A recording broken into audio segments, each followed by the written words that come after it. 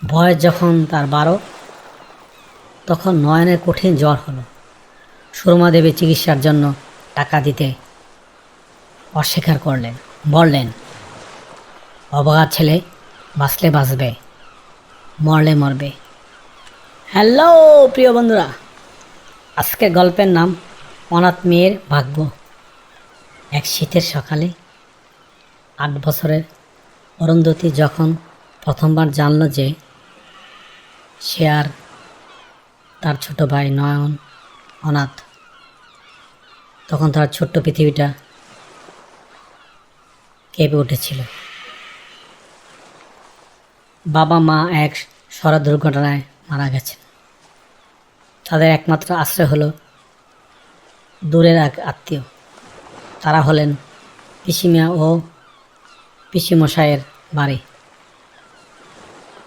জায়গাটা নিজমপুর গ্রামের প্রান্তে ছিল। সেখানে সূর্য যেন উঁকি দিতে ভয় পেত। পিসিমা সুরমা দেবী ছিলেন কঠোর আর রুক্ষ স্বভাবের। পিসিমশাই হরেন্দ্রবাবু নীরবে স্ত্রীর সব অন্যায় সহ্য করে যেতেন। অরুন্ধতী আর নয়ন যেখানে আশ্রিত হলেও তাদের জীবনটা ছিল এক অন্তহীন কষ্টের কাহিনী। নয়নকে মাঠে ঘাটে ঘুরতে দেওয়া হতো, কিন্তু অরুন্ধতীকে ঘরের কাজ করতে হতো। যেমন ঘরের থালা বাসন, পুকুর থেকে জল আনা ও অন্যান্য কাজ তার মধ্যে ছিল।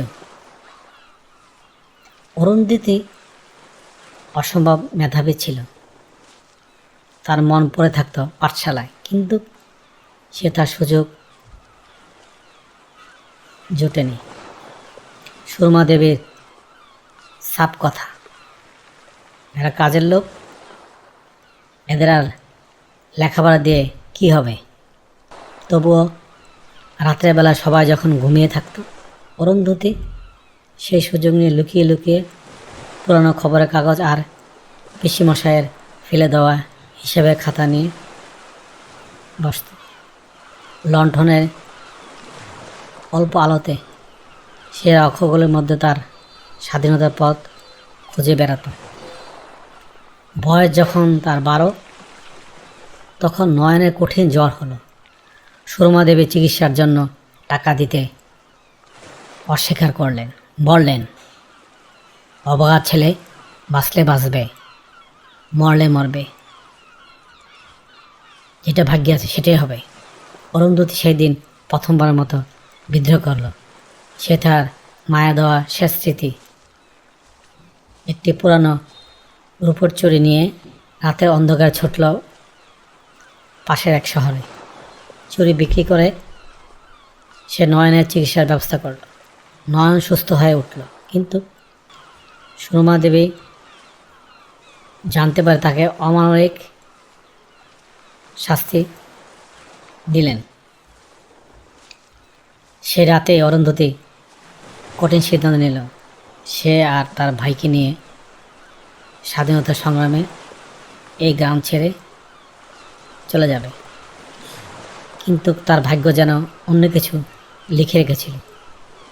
পিসেমশাই হরেন্দ্রবাবু, যিনি এতকাল নীরব ছিলেন, তিনিও গোপনে অরুন্ধতীকে কিছু টাকা আর একটি ঠিকানা তার হাতে তুলে দিলেন। ঠিকানাটি শহরে এক অনাথ আশ্রমে ছিল। সেখানে তিনি আগে এক শিক্ষককে, যে ছিল কিনা তার প্রাক্তন বন্ধু,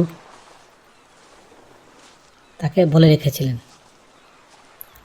এবং তিনি বললেন, তোমাদের আর এখানে থাকা হবে না মা। তিনি ফিসফিস করে বললেন, ভাগ্য নিজের হাতে করতে হয়, যাও সেখানে গিয়ে নিজেদের পথ নিজেরাই খুঁজে নাও। শহরে অনাথ আশ্রমের জীবন সহজ ছিল না। সেখানে ছিল কড়া নিয়ম, বহু ক্ষুধার্ত মুখ আর সামান্য খাবার। কিন্তু সেখানে আলো ছিল, শিক্ষার অধিকার ছিল। অরুন্ধতী আর নয়ন প্রাণভরে লেখাপড়া করতে শুরু করল। বিশেষত অরুন্ধতী, তার মেধা ছিল তীক্ষ্ণ ও প্রখর। সে অল্প সময় নজর কাড়ল। তার শেখার আগ্রহ দেখে আশ্রমের একজন শিক্ষক সুভাষবাবু তাকে নিজের সন্তানের মতো স্নেহ করতে শুরু করল। সুভাষবাবু বুঝতে পেরেছিলেন অরুন্ধতীর আসল প্রতিভা লুকিয়ে আছে চিত্রকলায়। গ্রামের কঠিন জীবন আর চাপা পড়া স্বপ্নগুলো তার তুলিতে জীবন্ত হয়ে উঠল। তিনি তাকে ছবি আঁকার সরঞ্জাম দিলেন এবং উৎসাহ দিলেন। অরুন্ধতী গভীর মনোযোগে তার চারপাশের জীবন, সাধারণ মানুষের সংগ্রাম আর প্রাকৃতিক সৌন্দর্য ক্যানভাসে ফুটিয়ে তুলতে লাগলেন। তার আঁকা ছবিগুলোতে এক গভীর মানবিক আবেদন ছিল। 17 বছর বয়সে অরুন্ধতী যখন কলেজে ফাইনাল পরীক্ষা দিল, সে শুধু ভালো ফলই করল না, তার আঁকা একটি ছবি শহরে একটি বিখ্যাত গ্যালারিতে প্রদর্শনীতে স্থান পেল।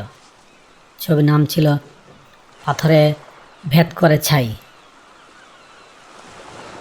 সেই ছোট্ট চারা গাছটি, যা সে ছোটবেলায় গভীর মনোযোগ সহকারে এঁকেছিল, সেই ছবিটি বিপুলভাবে প্রশংসিত হলো। সেই প্রদর্শিতে এসেছিল এক প্রবীণ এবং আন্তর্জাতিক খ্যাতিসম্পন্ন শিল্পী মিস্টার সেনগুপ্ত।